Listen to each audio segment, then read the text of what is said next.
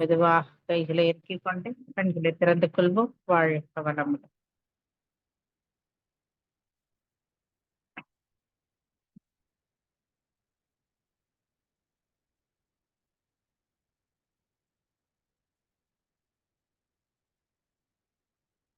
வாழ்க வளமுடன். அன்பர்களின் கனிவான கவனத்திற்கு ஒரு நினைவூட்டல்.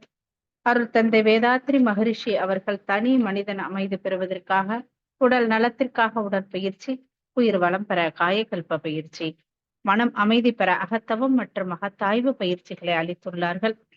இத்தகைய சிறப்பான மனவளக்கலை என்னும் வாழ்க்கை கல்வியை உலக சமுதாய சேவா சங்கம் ஸ்கை யோகா இணைய வழி 12 நாட்கள் அடிப்படை பயிற்சியாகவும், அதனைத் தொடர்ந்து 4 மாதங்கள் சான்றிதழ் கல்வியாகவும் நம் இல்லம் தேடி வந்து அளித்து வருகின்றது. இந்த சிறப்பான செய்தியினை நமது உறவுகளிடமும் நட்புகளிடமும் பகிர்ந்து அனைவரும் உடல் நலத்துடன் ஆரோக்கியமாக அமைதியாக வாழ நம்மால் ஆன சிறு உதவியினை செய்வோம். மகரிஷியின் கனவாம் உலக அமைதிக்கு நம்மால் என்ற சிறு தொண்டினை செய்து குருவின் கனவினை நினைவாக்குவோம். மேலும் விவரங்களுக்கு kundaliniyoga.edu.in என்ற இணையதளத்திற்கு செல்லவும். வாழ்க வளமுடன். தவத்தினை தொடர்ந்து மகிழ்ச்சிக்கான ரகசியம் என்ற தலைப்பில் சிந்தனை உரை அளிப்பதற்காக பேராசிரியர் அருள்நிதி பாக்யலட்சுமி அம்மா அவர்களை அன்போடு அழைக்கின்றோம். வாழ்க வளமுடன் அம்மா. வாழ்க வளமுடன் அம்மா. வாழ்க வையகம், வாழ்க வையகம், வாழ்க வளமுடன். குரு புகழ் வாழ்க, குருவே துணை. அனைவருக்கும் மாலை வணக்கமும் வாழ்க வளமுடன் வாழ்த்துக்களும். இன்று நமக்கு அருமையான ஆழமான ஒரு நித்யானந்த தவத்தை பேராசிரியர் வனஜா அம்மா அவர்கள் தவத்தை நமக்கு நடத்தி கொடுத்தார்கள். அம்மா அவர்களை நாம் வாழ்த்துவோம். பேராசிரியர் வனஜா அம்மா அவர்களும் அவர் தம் அன்பு குடும்பமும் அருட்பேராற்றல் கருணையினால் உடல் நலம், நீளாயுள், நிறை செல்வம், உயர் புகழ், மெய் ஞானம் ஓங்கி வாழ்க வளமுடன், வாழ்க வளமுடன், வாழ்க வளமுடன். இன்னைக்கு நம்முடைய தலைப்பு மகிழ்ச்சிக்கான ரகசியம்.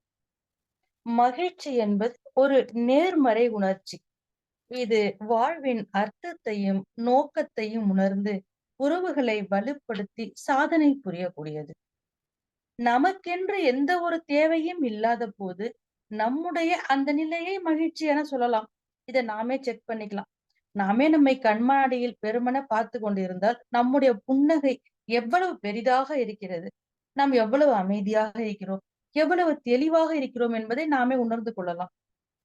வேலைக்கேற்ற சம்பளம் இல்லை, சந்தோஷம் இல்லை, அமைதி இல்ல மனசுக்குள்ள, நிம்மதி இல்ல வீட்டுக்குள்ள, கையில காசு இல்ல, தட்டுல சோறு இல்ல, போக்குவரத்து நெரிசல், சாலை எங்கும் விரிசல், நாளெல்லாம் அலைச்சல், கண்ணெல்லாம் எரிச்சல், பணக்காரன் தூங்குறான் வீட்டுல, ஏழை தூங்குறான் ரோட்ல, பாழா போன ஊர்ல இதை கேட்க யாரும் இல்ல அப்படின்னு ஒரு கவிஞர் எழுதியிருக்கிறார். ஏன் இல்லைங்க, அதுக்காக தான் மகிழ்ச்சியின் ரகசியம் பற்றி நாம் பேச வந்திருக்கிறோம். மகிழ்ச்சியின் ரகசியம் திருப்தி, மகிழ்ச்சியின் ரகசியம் பொறுமை, மகிழ்ச்சியின் ரகசியம் எதிர்பார்ப்பு இல்லாதது. ஒவ்வொரு வயசுலயும் மகிழ்ச்சிங்கிறது மாறிக்கிட்டே இருக்கும். நமக்கு தெரியும். குழந்தைங்களுக்கு பார்த்தோம்னாக்கா பொம்மையோட விளையாடுறது குழந்தைங்களுக்கு ரொம்ப பிடிக்கும். பபிள்ஸ் விட கூட ரொம்ப ஆசைப்படுவாங்க. பாய்ஸ் எல்லாம் அடல்ட்ஸ் எல்லாம் என்ன ஆசைப்படுவாங்க, வீலிங் பண்றத ரொம்ப சந்தோஷமா நினைப்பாங்க. இப்ப நம்ம எல்லாம் என்ன பண்ணுவோம், ஒரு அலுமினி மீட் வைக்கிறாங்களா, இல்ல ஏதாவது ஒரு கெட் டுகெதர் போறோமா, எல்லாரும் நம்மள பார்த்து, ஏய் ஒரு 10 வயசு நீ கம்மியா தெரியறப்பா, யோகா கிளாஸ் போறியா அப்படின்னு யாராவது கேட்டாக்கா நம்ம ரொம்ப சந்தோஷப்படுவோம். தாத்தா பாட்டிய பார்த்தோம்னாக்கா அவங்க எதுக்கு சந்தோஷப்படுவாங்க, அவங்க பேர குழந்தைகள தண்ணி கேட்டவொன்னே கொண்டாந்து குடுக்குறாங்களா, அவங்க சந்தோஷப்படுவாங்க. நீங்க கதை சொல்லுங்க, கதை சொல்லுங்கன்னு அவங்கள நச்சரிக்கிறாங்களா, அதுக்கெல்லாம் அவங்க சந்தோஷப்படுவாங்க. அதே மாரி ஒரு ஒரு வயசுலயும் மகிழ்ச்சிங்கிறது மாறிக்கிட்டே இருக்கும். எறும்பு கூட்டுக்கு சமம் தான் இந்த வாழ்க்கை. எறும்பு என்ன பண்ணும்? ஒரு பெரிய மூட்டையில இருந்து ஒரு 30, 40 சர்க்கரை துண்டுகளை கொண்டு போய் வச்சு அத காப்பாத்திக்கிட்டே இருக்குமாம். நம்ம வாழ்க்கை முழுமைக்கும் நமக்கு ஆகாரம் கிடைச்சிருச்சு. என்னோட 7, 7 தலைமுறைக்கு நான் சொத்து சேர்த்து வச்சுட்டேன்னு பக்கத்து வீட்டு எறும்ப எல்லாம் கூப்பிட்டு காமிக்குமாம். ரொம்ப சந்தோஷமா இருக்குமாம். நாம நடந்து அத கிராஸ் பண்ணி போறப்ப நாம அந்த சர்க்கரைய மிதிச்சுலாம் இல்ல. நம்ம ட்ரெஸ் அசையிற காத்து பட்டு, அந்த எறும்பும், அந்த சர்க்கரையும், அதன் எதிர்காலமும் காணாமல் போய்விடும். நமக்கும் அதே மாதிரி பல இயற்கை பேரழிவுகளும் வருது. நிறைய வருது. சர்க்கரையை சேர்ப்பதை மட்டுமே குறிக்கோளாகக் கொண்டு நம்மோட பிரசன்ட் லைஃப் சந்தோஷத்த நம்ம மறந்துடக்கூடாது. அன்னைக்கெல்லாம் வயதுக்கு ஏற்றபடி வாழ்க்கை இருந்துச்சு. 5 வயசுல அடி வாங்குனோம். 10 வயசுல பயந்தோம். 15 வயசுல படிச்சோம். 20 வயசுல நிமிர்ந்தோம். 25 வயசுல சம்பாதிச்சோம். 30 வயசுல ஆளானோம். 35 வயசுல பொறுப்புகள ஏத்துக்கிட்டோம். 40 வயசுல அப்பா, அம்மாவ பாத்துக்கிட்டோம். 50 வயசுல குழந்தைங்களுக்கு கல்யாணம் பண்ணணும். 60 வயசுக்கு சந்தோஷமா நிம்மதியா வாழ்ந்தோம். வயசுக்கு ஏத்தபடி வாழ்க்கை இருந்துச்சு. ஆனா இன்னைக்கு நிலைமை என்னங்க? 10 வயசுல சாதிக்கிறாங்க. 15 வயசுல உலகத்த வெல்லுறாங்க. அந்த ரெக்கார்ட், இந்த ரெக்கார்டுன்ட்டு, கின்னஸ் ரெக்கார்டுன்ட்டு நெறைய உலகத்தையே வெல்லுறாங்க. 20 வயசுலயே பிளேஸ்மெண்ட் ஆயிடுறாங்க, சம்பாதிக்கிறாங்க. 25 வயசுல பிளாக் அவுட் ஆயிடுறாங்க. 30 வயசுல வாழ்க்கைய வெறுக்குறாங்க. எனக்கு வேலை செய்ய புடிக்கல, ஒரே பிரஷரா இருக்குது, நான் திரும்ப படிக்க போறேன் அப்டின்லாம் சொல்றாங்க இன்னைக்கு குழந்தைகள். எங்க பார்த்தாலும் இப்படிதான் இருக்குது. அதுக்காக தான் ஐநா சபை கூட மார்ச் 20 வந்து உலக மகிழ்ச்சி தினம் அப்படின்னு சொல்லியிருக்காங்க. அப்படின்னு சொல்லி கொண்டாடணும்னு சொல்லியிருக்காங்க. சின்ன சின்ன விஷயங்கள் தான் பொதுவா நம்மோட மகிழ்ச்சி நம்ம திருடி செல்றதுக்கு அனுமதிக்கிறோம். ஒண்ணும் இல்ல. ஒரு செம டேஸ்ட்டா ஒரு கேக் ஒண்ணு பண்ணியிருக்கோம். எல்லாரும் விரும்பி சாப்பிடுறாங்க. ஆனா, அத தயாரிச்ச நாம வருத்தமா இருக்கோம். ஏன்? எல்லாரும் சாப்பிட்டு காலி ஆயிடுச்சுன்னா? இல்ல. அதுல செர்ரி பழத்த வைக்க மறந்துட்டனேன்னு சொல்லிட்டு. வந்த கெஸ்ட் சந்தோஷமா சாப்பிட்டாங்க. கிளம்பியும் போயிட்டாங்க. ஆனா, ச்சே! என்ன இருந்தாலும் அந்த செர்ரி வைக்க மறந்துட்டனேன்னு அற்பமான விஷயத்தை பெரிதுபடுத்தி, நம்முடைய மகிழ்ச்சியை கவனிக்க நாம் தவறி விடுகிறோம். சில எளிய விஷயங்களை பின்பற்றினாலே போதுமான மகிழ்ச்சியும், நிம்மதியும் நமது மனதில் குடிகொள்ளும் என்று மனநல ஆலோசகர்களும், வாழ்வியல் நிபுணர்களும் கூறுகிறார்கள். ஃபர்ஸ்ட் நம்மளோட மூச்சு பயிற்சி மற்றும் நமக்கெல்லாம் தெரிஞ்ச விஷயங்கள் தான். மூச்சு பயிற்சி மற்றும் உடற்பயிற்சி இதெல்லாம். பொதுவாகவே நம் உடல் மற்றும் மனம் சோர்வடைவதற்கும், சில நோய்கள் வருவதற்கும் அடிப்படை காரணம் நம் உடலில் உள்ள நோய் எதிர்ப்பு சக்தி குறைவதுதான். அதற்கு காரணம் நம் உடலில் போதிய சத்து இல்லாததும், ரத்தம் சுத்தமாக இல்லாததும் தான். இதை சரி செய்யும் அற்புதமான பொருள் ஆக்ஸிஜன். மூச்சு பயிற்சி இதற்கு பெரிதும் உதவி செய்கிறது. கூடவே கொஞ்சம் உடற்பயிற்சி, தியானம் செய்யும்போது உடல் நலம் மேம்படும், மன அழுத்தம் குறையும், ஆரோக்கியமான புத்துணர்வையும், மகிழ்வையும் நாம் பெற முடியும். 24 மணி நேரத்துல வெறும் 2 மணி நேரத்த நாம் நமக்காக செலவிடும்போது, மருத்துவரை நாடி நாம் ஓட வேண்டியதில்லை. பயிற்சிகள் என்றுமே நம் நேரத்தை வீணடிப்பதில்லை. மாறாக நேரத்தை உருவாக்குகின்றது. மீதமுள்ள நேரத்தை அழகாக்குகின்றது. நமக்கு இப்போ ஒரு 50 வயசுன்னு வச்சுக்கோங்க. "We are sweet 16 with 34 experience" அப்படின்னு நம்ம இருந்தோம்னா, அப்படி நம்ம நம்ம மனசளவுல அப்படி நம்ம நெனைச்சோம்னா, எப்படி இருக்கும்? சரி வேணாங்க ஸ்வீட் 16லாம் வேணாம். அது கூட வேணாம். நம்ம ஜஸ்ட் ஒரு 25 அப்படின்னு நெனைச்சோம்னா, நமக்கு எவ்வளோ ஒரு எனர்ஜி கிடைக்கும். அந்த மாதிரி நம்ம நம்மள எனர்ஜைஸ் பண்ணிக்கணும். இது கூட சேர்ந்தது தான் நடைப்பயிற்சி. ஆ வெறும் நடைப்பயிற்சியாக இருந்தால் கூட வீட்ல ட்ரெட்மில்ல நடக்காம, ரோட்லயோ, பார்க்லயோ எங்க சேஃபா இருக்குதோ அங்க பார்க்லயோ நடக்கும்போது, பலரை பார்த்து நாம் நடக்கும்போது, அந்த சூழலும், காற்றும் நமக்கு ரொம்ப நல்லா இருக்கும். டெய்லி அ இன்னைக்கு இப்பலாம் பார்த்தோம்னா, ஈவினிங்ல கூட வெயில் குறையவே மாட்டேங்குது. ஏசிய போட்டுக்கிட்டு வேர்க்காம ஃபோன் பார்த்துக்கிட்டே இருந்தா நல்லா இருக்கும்னு தோணுது. ஒரு நாள் கஷ்டப்பட்டு சிரமம் பார்க்காம வெளியில வாக்கிங் போக கிளம்பிட்டோம்னா, அந்த வேர்வையே நமக்கு சுகமாக இருக்கும். நம்ம எல்லாருக்குமே நடைப்பயிற்சியோட நன்மைகள் தெரியும். அத தாண்டி 4 பேர பார்க்கிறப்ப நமக்கு ஒரு ஹாப்பி மூட் வரும். 4 விஷயங்கள தெரிஞ்சுக்கிறோம். நம்மலாம் யாரு? தேடி சோறு நிதம் தின்று நரை கூடி கிழப்பருவம் எதும் சாதாரண மனிதர்களா? இல்லையே! உடற்பயிற்சி, மனப்பயிற்சி செய்து ஆரோக்கியமாகவும், மகிழ்வாகவும் நாமெல்லாம் வாழக்கூடியவங்க. அப்புறம் பார்த்தோம்னா, எழுத்தில் வடித்தல்ன்னு சொல்லலாம். ஆ மனதில் அழுத்திக் கொண்டிருக்கும் எதிர்மறை எண்ணங்களை இறக்கி வைப்பது. அது டைரி எழுதுற பழக்கமா இருக்கலாம். சில பேருக்கு கவிதை எழுத அவங்க அதுல இதுவா இருப்பாங்க. அந்த மாரி எழுதலாம். ஆ சிலனுக்கு உற்ற நண்பர்களோட WhatsApp சேட் பண்றதோ, இல்ல ஏதோ ஒண்ணு பண்றது கூட அ அந்த மன அழுத்தத்தை குறைச்சு நமக்கு மகிழ்ச்சிய கொஞ்சம் உண்டு பண்ணும். அப்புறம் பிடிச்சதை பண்றது. நமக்கு ஏதாவது ஒண்ணு ரொம்ப பிடிக்கும். பெருசா சமையலெல்லாம் புதுசு புதுசா ட்ரை பண்ணணும்னு கூட இல்ல. வாசல்ல கோலம் சிம்பிளா அழகா போடுறப்ப, நமக்கு ஒரு ஃபேன் பேஜே உருவாயிடும். ஒரு நாள் நம்ப கோலம் போடலைன்னா கூட, என்னாச்சுன்னு வந்து கேட்பாங்க பாருங்க. அத வீட்ல உள்ளவங்கட்டலாம் சொல்றப்ப நமக்கு எவ்ளோ பெருமையாவும், சந்தோஷமாவும் இருக்கும். அந்த மாதிரி புடிச்சத நம்ப வந்து அ ஏதாச்சும் ஒண்ணு தான் நம்ம பண்ண கத்துக்கணும். அப்புறம் பிடிச்ச இசை. மனதிற்கு பிடித்த இசை, நகைச்சுவையான வீடியோஸ் இதெல்லாம் பார்க்கும்போது மகிழ்ச்சியாக இருக்கும். எனக்கு வந்து என்னோட ஃபர்ஸ்ட் பொண்ணு வயித்துல இருக்கிறப்போ அழகி படம் வந்துச்சு. நான் பார்க்கணும்னு சொல்றேன். எங்க வீட்டுக்காரர் என்ன சொல்றார்? "பார்த்தா அழுவ. கண்டிப்பா நீ பார்க்கக்கூடாது. அது குழந்தைய பாதிக்கும்னே" சொல்றார். நகைச்சுவை படங்கள், நகைச்சுவை சேனல் தான் பார்க்கணும்னு ஒரே கடுபிடி.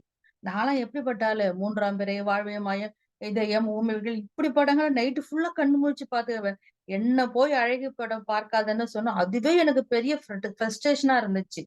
பிடிச்சதை பண்ணுனா, மகிழ்ச்சியா இருந்திருப்பனோன்னு கூட எனக்கு தோணுச்சு. அப்புறம் மகிழ்ச்சி மனிதர்கள். நம்ம எப்போதுமே சோகத்திலும், விரக்தியிலும் புலம்பிக்கிட்டு இருக்கிறவங்க கூட இருந்தோம்னாக்கா, நம்மையும் அந்த வியாதி தோத்திக்கும். எங்க வீட்ல ஒரு வேலைக்காரம்மா ஒருத்தவங்க வந்தாங்க. அவங்க என்னன்னா, எப்ப பார்த்தாலும் ஏதாவது புலம்பிட்டே இருப்பாங்க.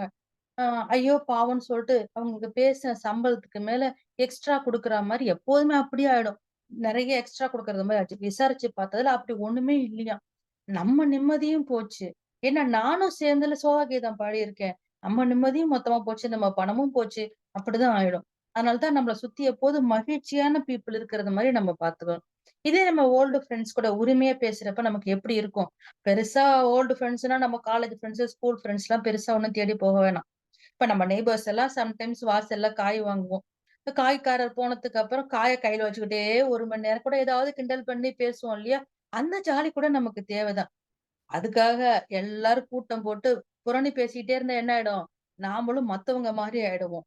அப்படி இல்லாம ஜாலியா சில நேரங்கள் நமக்கு கிடைக்குதுன்னா, அந்த சமயங்கள் நம்ம ஜாலியா இருந்துக்கலாம். சுற்றுலா. அடிக்கடி வெளியிடங்களுக்கு சென்று வருபவர்களும், சுற்றுலாவில் நாட்டம் உள்ளவர்களும் அதிக மகிழ்ச்சியாக இருப்பதாக கூறுகிறது ஒரு ஆய்வு. செலவு பண்ணி டூர் தான் போகணும்லாம் கூட இல்ல. நம்ம நகர்ல ஒரு திருமணம் வருதா? தனித்தனி வாகனத்துல போனா கூட நாங்கலாம் முடிஞ்ச வரைக்கும் எல்லாரும் ஒரே டைம்லயே கிளம்புவோம். ஒண்ணா ஸ்டேஜ் ஏறுவோம். ஒண்ணா சாப்பிடுவோம். அந்த வைபே தனிதான். இதெல்லாம் ஒரு ரீசனா அப்படின்னு நீங்க கேட்கலாம். நாங்க இதெல்லாம் அனுபவப்பட்டதுனால, நான் எனக்கு தெரிஞ்ச சிலத்த விஷயங்கள நான் சொல்றேன். அடுத்தது வந்து மனம் திறந்து பேசுங்க. நம்முடைய பிரச்சனைகளை உள்ளேயே பூட்டி வச்சுக்காம, நம்ம மனம் திறந்து பேசுற மாதிரி ஃப்ரெண்ட்ஸ நம்ம வச்சுக்கணும். நமக்கும் நம்மோட துணைக்கும் ஏதாவது சிறு சங்கடங்கள் வரலாம். இது நம்ம வீட்ல அப்பா, அம்மா கிட்ட யாருக்கிட்டயோ, அண்ணங்கிட்டயோ, அக்கா கிட்டயோ சொல்றோம்னா, சங்கடப்படுவாங்க. நம்மள சமாதானம் பண்ணி சரி பண்ணினாலும், மனசுக்குள்ள என் வீட்டுக்காரர சின்னதாவாச்சும் தப்பா நெனச்சுடுவாங்க. இதே நம்மள சரியா கைட் பண்ற ஃப்ரெண்ட்ஸ் இருந்தா, அவரையும் தப்பா நினைக்காம, "நீ பண்றதும் தப்புதான்னு" சொல்லுவாங்க. நம்ம ஃப்ரெஷ்ஷா ஆயிடுவோம். அந்த பழச மறந்துட்டு சந்தோஷமான நிலைமைக்கு நம்ம வந்துருவோம். அப்புறம் அன்றாட நிகழ்வுகளை பகிர்ந்து கொள்ள வேண்டும். 2 விஷயங்கள தவிர்த்தா ரொம்ப நல்லா இருக்கும். ஹஸ்பண்ட் வீட்டுக்கு வர்றாருன்னு வச்சுக்கங்க. வீட்டுக்கு வந்த உடனே ஃபோன தூக்கி வச்சுக்கிட்டு உட்காந்துக்கிறது. இன்னொன்னு ஒய்ஃபும் வாங்க அப்படின்னு சொல்லிட்டு, ஃபோன பார்த்துக்கிட்டே உட்கார்ந்திருக்கிறது. இந்த 2 விஷயங்கள தவிர்த்துட்டாலே குடும்பத்துல மகிழ்ச்சிங்கிறது கண்டிப்பா நிலைச்சிருக்கும். அன்னன்னைக்கு என்ன நடந்ததுன்னு 2 பேரும் ஷேர் பண்ணிக்கிட்டா, நான் மனம் திறந்து பேச ஃப்ரெண்ட்ஸ் எல்லாம் நமக்கு தேவையில்லை. நம்முடைய வாழ்க்கை துணையே நமக்கு போதும். அப்புறம் உறக்கம் அவசியம். போதுமான உறக்கம்ங்கிறது அவசியம். குறித்த நேரத்தில் நாம் படுக்கைக்கு செல்ல வேண்டும். தூக்கம் குறைந்தவர்களிடம் அமைதி தொலைந்திருக்கும். அப்புறம் பிடிச்ச புக்ஸ் படிக்கிறது. நான் ஸ்கூல் படிக்கிறப்ப பார்த்தோம்னா, அ கிராமம் தானே நான் பொறந்தது. இந்த பருவம் மீது கொஞ்ச காலங்கள் வந்து தனி அறையில வச்சிருப்பாங்க. நான் வந்து அழுவுறேன். செல்ல பிள்ளையாச்சே அழுவுறேன். அப்பதான் அப்ப நான் தனியா உட்காந்துருக்கேன்னு அழுவுறப்ப தான் படிக்க சொல்லி எனக்கு பொன்னியின் செல்வன் புக்கு எங்க அப்பா எனக்கு குடுத்தாங்க. அப்புறம் இப்ப ஏன் வீட்டுக்குள்ள கூப்பிடுறாங்கன்னு இருக்குது.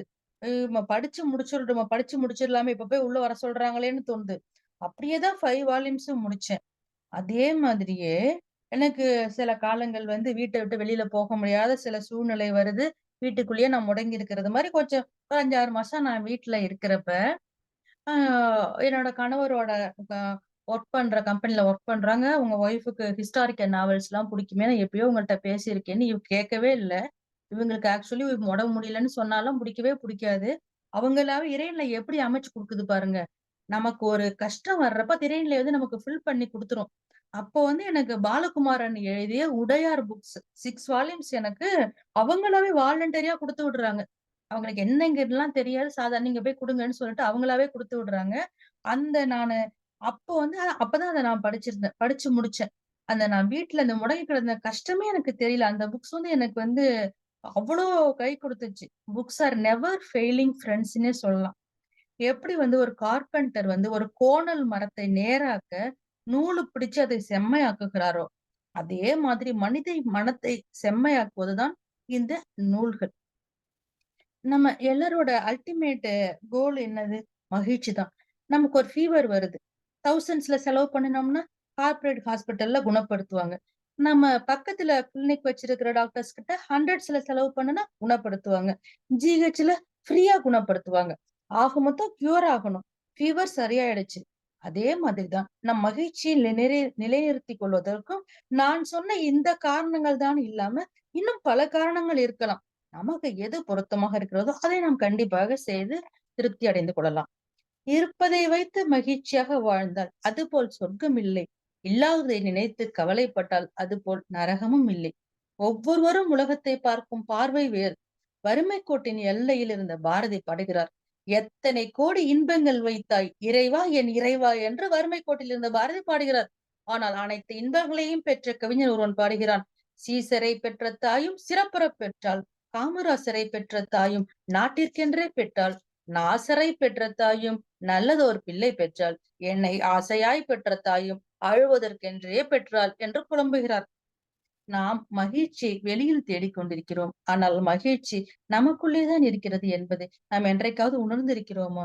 நாம் மகிழ்ச்சியை எங்கும் தேட வேண்டாம். அது நம் கையில் தான் உள்ளது. அதற்கு ஒரு கதை பார்க்கலாம். ஒரு பெரிய தொழிலதிபர். அவர் பையன்கிட்ட பொறுப்ப குடுத்துட்டு வீட்ல ரெஸ்ட் எடுக்கலான்னு முடிவு பண்றாரு. ஆனா அந்த பையன் எம்ப்ளாயீஸ் கிட்ட எல்லாம் கடுமையா, கோபமா நடந்துக்கிறார். அவங்க அப்பாவுக்கு ரொம்ப கவலையா போச்சு. உலகிலேயே மிகச்சிறந்த ஞானி ஒருத்தர் இருக்கிறார். அவர்கிட்ட போய் மகிழ்ச்சியின் ரகசியம் என்னன்னு தெரிஞ்சுக்கிட்டு வான்னு சொன்னாரு. ஏதோ ஒரு துறவிகிட்ட அனுப்பிட்டாரேன்னு அழுதுகிட்டே வந்து அட்ரஸ் கண்டுபிடிச்சுட்டான். அவன் நினைச்சது மாதிரி அது ஆசிரமம் இல்ல. அது அது ஒரு அரண்மனை. அவர பார்க்க நெறைய பேர் வர்றதும், போறதுமா இருக்காங்க. இவன் போய் விஷயத்த சொல்றான். "மகிழ்ச்சியின் ரகசியமா? உங்க அப்பா கேட்டு வர சொன்னாரா? சரி சொல்றேன். ஆனா அத சொல்ல கொஞ்ச நேரம் ஆகும். ஒரு 2 மணி நேரம் இந்த மாளிகைய சுத்தி பார்த்துட்டு வா.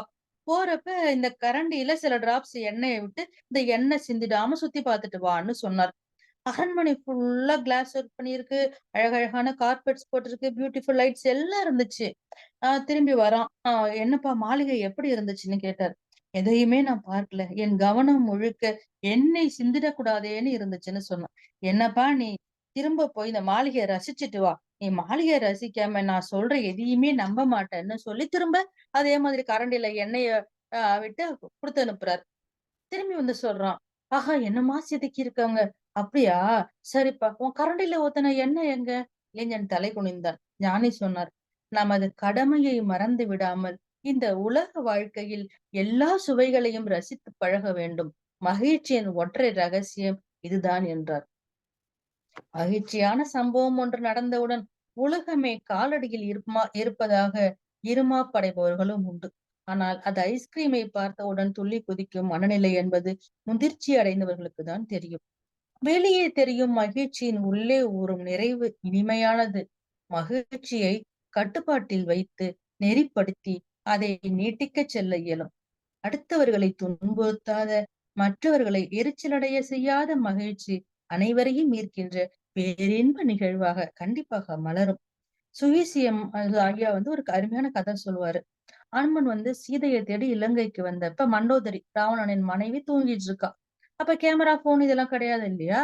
ராமர் சொல்லி அனுப்பி அங்க அடையாளங்களோட இருக்காங்களே, இவங்கதான் சீதா பிராட்டியோன்னு ஒரு நிமிஷம் தடுமாறுறாரு. அவ்வளவு அழகா இருக்கிறாங்க.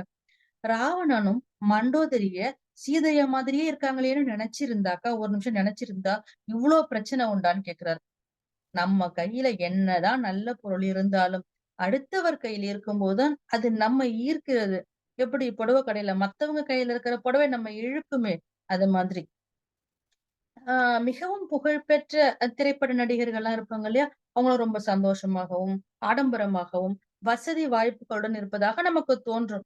நாம் அதை பார்த்து ஏங்குகிறோம். நெறைய பொண்ணுங்க மீடியால போறேன்னு, ஊர விட்டு தனியா சென்னை, கோயம்பேட்ல நின்னு, போலீஸ் காப்பாத்தி ஊருக்கு அனுப்புவது இன்னைக்கும் நடந்துகிட்டு இருக்குது. ஆனால் உண்மையில் அந்த புகழ்பெற்ற நட்சத்திரங்களோ, நாம் சாதாரணமாக பின்பற்றும் அன்றாட பழக்கவழக்கங்களை கூட உரிய நேரத்தில் செய்ய முடியாதவர்களாய் இருக்கக்கூடும்.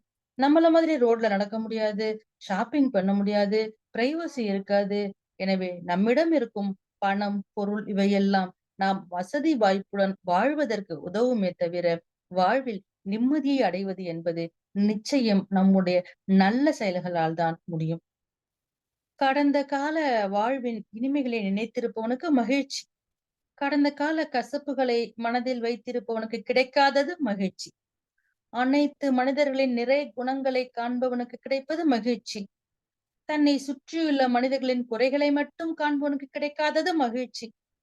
ஆழ்கடல் முத்தை பெறுபவன் முதல் ஆகாயத்தில் பறப்பவன் வரை அனைவரும் தேடுவது மகிழ்ச்சி. அதீத சிந்தனையே மகிழ்ச்சி குறைவுக்கு மிகப்பெரிய காரணமாக இருக்கிறது. ஹாப்பினஸ் அப்படின்னு ஒரு 1 1/2 மணி நேரம் டாக்குமெண்டரி ஃபில்ம். நெறைய பணம் சம்பாதிச்சுட்டா சந்தோஷம் கிடைக்கிறதாக ஆரம்பத்துல எல்லாருமே நினைக்கிறாங்க. அந்த ஃபில்ம்ல சர்வே சொல்றதா என்ன வருதுன்னா, 20% சந்தோஷம் பணத்தால வருகிறது. 40% உனக்கு பிடிச்சவங்களோட இருக்கிறது, அல்ல உன்னை பிடித்தவர்களுடன் இருப்பதினால் கிடைக்கிறது. இன்னொரு 40% பிடித்த விஷயத்தை செய்யறதால தான் கிடைக்குது.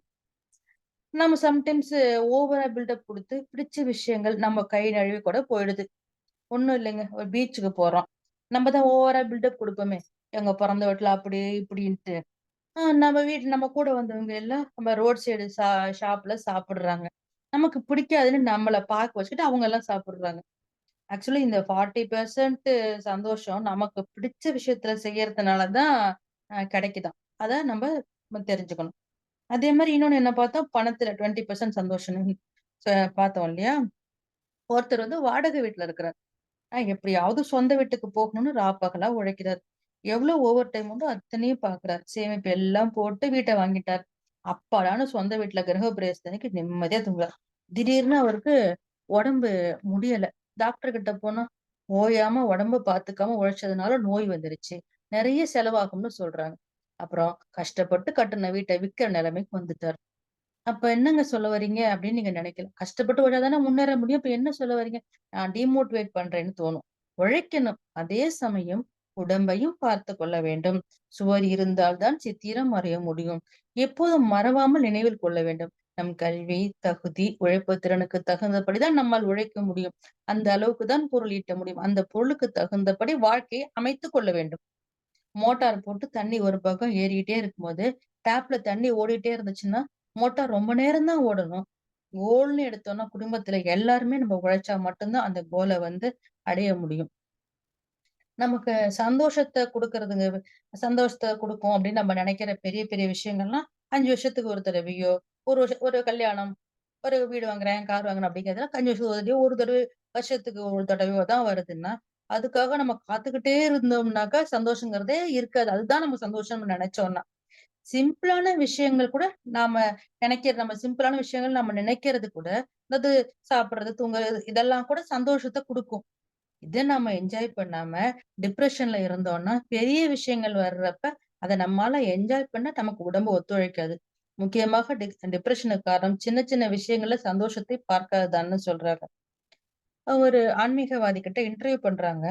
"உங்களைப் போல் மகிழ்ச்சியாக வாழ்வது எப்படின்னு?" அவர் சொல்றாரு. "எக்காரணம் கொண்டும் யாரையும் எதிரியாக எண்ணிவிட வேண்டாம். ஒருத்தவங்க மேல வெறுப்பு வச்சிருந்தோம்னா, அவங்க நமக்கு எதிரா சதி பண்றாங்களோன்னு சதா நம்ம மனசு திங்க் பண்ணிக்கிட்டே இருக்கும்." அப்புறம் என்ன சொல்றாருன்னா, "என்னை நேசிப்பவர்களை நேசிப்பதற்கே எனக்கு நேரம் போதாமல் இருக்கும்போது, என்னை வெறுப்பவர்களை வெறுப்பதற்கு எனக்கு நேரமும் இல்லை, விருப்பமும் இல்லை." அப்படின்னு சொல்றாரு. "அதனால தான் நான் மகிழ்ச்சியா நான் வாழறேன்." அப்படின்னு சொல்றாரு. இந்த உலகத்தில் மகிழ்ச்சியை தரக்கூடிய நிறைய விஷயங்கள்ல மிக முக்கியமானது நம்மோட நண்பர்கள்னு சொல்லலாம். நமது நண்பர்களுடனோ, தூரத்து உறவினர்களுடனோ ரொம்ப நேரம் நம்ம பேசுறது இல்ல இப்பல்லாம். நெறைய டச் விட்டு போச்சுன்னா, அப்படி விட்டு போயிருந்துச்சுன்னா, இன்னைக்கே நம்ம அத பேசுறதுக்கு ஸ்டார்ட் ஸ்டார்ட் பண்ணுவோம். பெட்டர் லேட் தேன் நெவர். உங்களுக்கு ரொம்ப பிடிச்சவங்க கிட்ட உங்கள ரொம்ப பிடிக்கும்னு இன்னைக்கே சொல்லிடுவோம். ஹஸ்பண்ட் கிட்டயோ, குழந்தைங்க கிட்டயோ நெறைய நேரங்கள்ல நம்ம தேங்க்ஸ் சொல்லியிருக்கோம். உரிமையின் பேரில் அம்மா, அப்பாவுக்கு தேங்க்ஸ் சொல்றது இல்ல. அவங்க பண்ணுன நல்லத மத்தவங்க கிட்ட பெருமையா சொல்லுவோம். ஆனா அவங்க கிட்ட உங்களால தான் நான் இப்படி நல்லா இருக்கேன். தேங்க்ஸ் இந்த மாரி வார்த்தைகள அவங்கள்ட்ட நம்ம சொல்றது இல்ல. கிராட்டிட்யூட் நன்றியோடு வாழ்க்கையை நாம் அணுகும்போது மகிழ்ச்சி தானாக வரும். இவ்வளோ நாள் நான் வாழறதுக்கு யார் யாரெல்லாம் ஹெல்ப் பண்ணியிருக்காங்க. தவத்து முடிவுல நம்ம வாழ்த்து சொல்றது மாரி, எல்லாருக்குமே நம்ம தேங்க்ஸ் சொல்லிட்டோம்னா, நம்ம மனசுல உள்ள பாரத்த இறக்கி வச்சது மாரி இருக்கும். மனசு லேசாவும் இருக்கும். சந்தோஷமாகவும் இருக்கும். நன்றே செய்வோம். அதை என்றே செய்வோம். எந்த இடத்தில் இருட்டு இருக்கிறதோ, அந்த இடத்தில் வெளிச்சம் தேவை. எந்த இடத்தில் வெளிச்சம் இருக்கிறதோ, அங்கே இருட்டு இருக்க வாய்ப்பே இல்லை. வெளிச்சம் என்பது மனமகிழ்ச்சி, இருட்டு என்பது கவலை. எப்போதுமே நமக்குள் அவசியமில்லாத கவலைகளுக்கு இடம் கொடுக்காமல் இருக்க வேண்டும். அப்படி இடம் கொடுத்தால் மனம் இருண்டு விடும். அதே போல அர்த்தமில்லாத விஷயங்களுக்கெல்லாம் ஆத்திரப்படவும் வேண்டாம். மகிழ்ச்சி ரொம்ப தூரம் நம்ம விட்டு போய்விடும். வாழ்த்தி வாழ்த்தி எப்பேர்ப்பட்டவர்களையும் நண்பர்களாக நம்மால் மாற்றிவிட முடியும். அவருடைய செயலை திருத்திவிட முடியும். எண்ணங்களை ஒழுங்குபடுத்தி நல்லவர்களாக மாற்றிவிட முடியும். எந்த ஒரு விஷயம் இன்பத்தை கொடுக்கிறதோ அதுதான் மகிழ்ச்சி. அதற்கான தவறான செயலை செய்துவிட்டு இன்பத்தை தருகிறது என்று சொல்லலாமா? அறம் தவறாமல் எந்த ஒன்று இன்பத்தை தருகிறதோ அதுதான் மகிழ்ச்சி. தர்மத்தின் வெற்றிகள் தான் மகிழ்ச்சியை பார்க்க முடியும். அறம் மகிழ்ச்சியை கொடுக்கிறது. எல்லா வீட்டிலும் அறம் பின்பற்றும் பொழுது மகிழ்ச்சி தானாக வரும். நம்ம மகரிஷி என்ன சொல்லியிருக்காங்க? அருள் இன்றி பொருட்கள் மிக அறம் பிழையாகும் நம்ம மகரிஷி ஞானக்கலைஞர் கவியில சொல்லியிருக்காங்க. ஒரு பெரிய செமினார் ஹால்ல மகிழ்ச்சிக்கான ரகசியம் பற்றி ஆக்டிவிட்டி நடந்துகிட்டு இருக்குது. அப்ப பேச்சாளர் எல்லார் கையிலயும் ஒரு பேனாவ குடுத்து, உங்க பேர ஒரு பலூன்ல எழுதுங்கன்னு சொல்றாரு. எல்லாரும் தங்களுடைய பேரை எழுதி முடிச்சவுடன், இன்னொரு அறையில நிரப்ப சொல்றாரு. கொஞ்ச நேரம் கழிச்சு எல்லாரும் அவங்கவங்க பேர எழுதிய பலூன் எடுத்துட்டு வாங்கன்னு சொல்றாரு. எல்லாரும் நெருக்கி அடிச்சுக்கிட்டு தேடுறாங்க. ஒருத்தராலயும் தங்களோட பலூன கண்டுபிடிக்க முடியல. அப்ப சொல்றாரு, இப்பொழுது ஒவ்வொருவரும் ஒரே ஒரு பலூன் மட்டும் எடுத்து யார் பெயர் இருக்கிறதோ அவங்க கிட்ட கொடுங்கன்னு. அடுத்த ஒரு நிமிஷத்துல தங்கள் பெயர் எழுதப்பட்ட பலூன் அனைவருக்கும் கிடைத்து விட்டது. அப்ப சொல்றார், இதுதான் வாழ்க்கை. எல்லோரும் மகிழ்ச்சியை தேடுகிறோம். ஆனா அது எங்கே, எப்படி, எதில் கிடைக்கும் என்று நினைப்பது இல்லை. நம்ம சந்தோஷம் அடுத்தவர்களுக்கு உதவுவதில் தான் உள்ளது. அடுத்தவர்களுக்கு மகிழ்ச்சியை கொடுங்கள். உங்கள் மகிழ்ச்சி உங்களை தேடி வரும். ஒரு தனி மனிதன் சந்தோஷமாக இருப்பது மட்டுமல்ல மகிழ்ச்சி. அது மற்றவர்களுக்கும் தொற்றிக் கொள்ளக்கூடியது.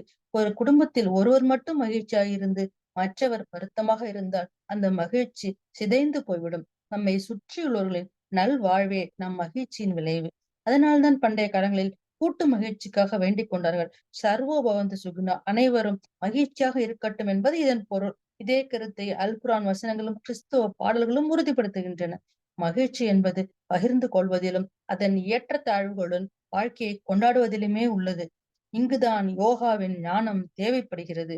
மகிழ்ச்சி மற்றும் திருப்தி என்பது ஒரு விபத்து அல்ல.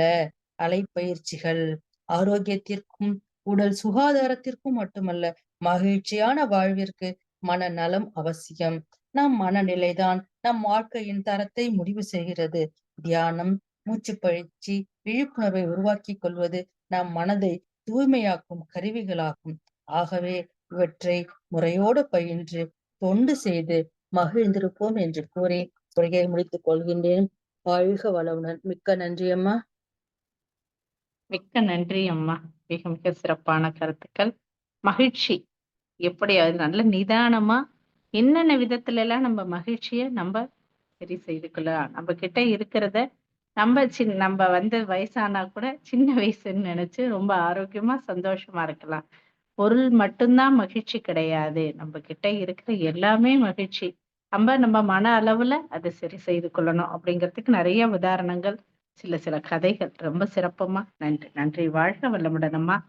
வாழ்க வளமுடன். நமக்கு சிறப்பானதொரு அருமையான ஆழமான சிந்தனை உரை கொடுத்த நமது பேராசிரியர் பாக்கியலட்சுமி அம்மா அவர்களை வாழ்த்தி மகிழ்வோம். பேராசிரியர் பாக்கியலட்சுமி அம்மா அவர்கள் வாழ்க வளமுடன். அம்மா அவர்களின் உடல் நலம் வாழ்க வளமுடன். அம்மா அவர்களின் அன்பு குடும்பம் வாழ்க வளமுடன். அருள் பேராற்றல் கருணையினால் உடல் நலம் நீல ஆயுள் நிறை செல்வம் உயர் புகழ் மெய்ஞானம் ஓங்கி வாழ்க வளமுடன். வாழ்க வளமுடன்மா. வாழ்க வளமுடன். வாழ்க வளமுடன். வாழ்க வளமுடன்பா. ஸ்கை ஆன்லைன் மெடிடேஷன் தினசரி நிகழ்வுகள் பற்றிய அறிவிப்புகள்.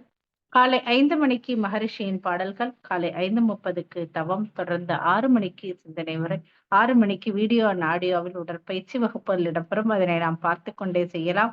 மாலை 6 மணிக்கு மகரிஷியின் பாடல்கள், மாலை 6:25க்கு மாலை காயகல்பம், மாலை 6:30 தவம், மாலை 7 மணிக்கு சிந்தனை உரை, மாலை 7:30க்கு உலக நல வாழ்த்துடன் நிறைவு. பிரதி சனி மாலை தவத்தினை தொடர்ந்து மாலை 7 மணி முதல் 7:30 வரை ஐயம் தெளிதல் நிகழ்வு நடைபெறும். பிரதி ஞாயிறு மாலை 7 மணி முதல் 7:30 வரை சிறப்பு சிந்தனை உரை நடைபெறும். உலக நல வாழ்த்து. உலகமெல்லாம் பருவமழை ஒத்தபடி பெய்யட்டும். உழவரெல்லாம் தானியத்தை உவப்புடனே பெருக்கட்டும். பல தொழில்கள் புரிகின்ற பாட்டாளி உயரட்டும். பகுத்துணர்வில் தொகுத்துணர்வு பண்பாட்டை உயர்த்தட்டும். கலகங்கள் போட்டி பகை கடந்த ஆட்சி நடக்கட்டும். கல்லாமை கடன் வறுமை களங்கங்கள் மறையட்டும். நல வாழ்வை அளிக்கும் மெய் ஞான ஒளி வீசட்டும். நம் கடமை அறவாழ்வின் நாட்டத்தே சிறக்கட்டும். நம் கடமை அறவாழ்வின் நாட்டத்தே சிறக்கட்டும். நம் கடமை அறவாழ்வின் நாட்டத்தே சிறக்கட்டும். வாழ்க வையகம், வாழ்க வையகம், வாழ்க வளமுடன். மனமகிழ்வோடு இன்றைய நிகழ்ச்சியை நிறைவு செய்து கொள்வோம். அனைவருக்கும் நன்றி. வாழ்க வளம்.